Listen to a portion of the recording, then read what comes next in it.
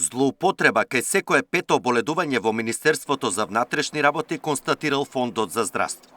Неправилности се утврдени кај 100 од контролирани 514 боледувања.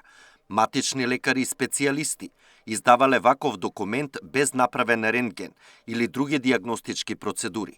Со вакви нецелосни испитувања за поставување на дијагноза, вкупно 29 лица вработени во МВР многу често отсуствувале од работа.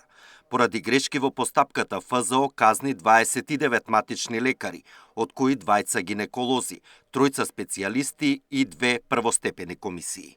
Вкупниот казни изнесуваат 1,2 милиони денари за овие ПЗО и ЈЗО кои беа опфатени во контролата. Најчести недостатоци е непридржување кон задолжителните дијагностички постапки за издавање на боледување.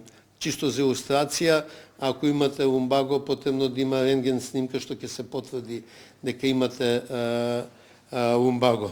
Освен во МВР, од фондот информираат дека повеќе нецелосни боледувања имало и во АРМ, царината и јавното здравство.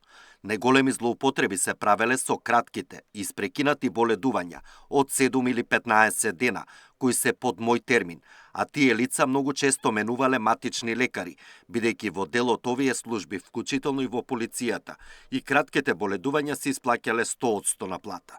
И се надеваме дека со проектот за интероперабилност на двете бази ќе ни се овозможи да ги погледниме и кратките боледувања, бидејќи во испрекинати боледувања со кратки паузи на различни дијагнози се најчестите злоупотреби, а тие податоци се во мој термин.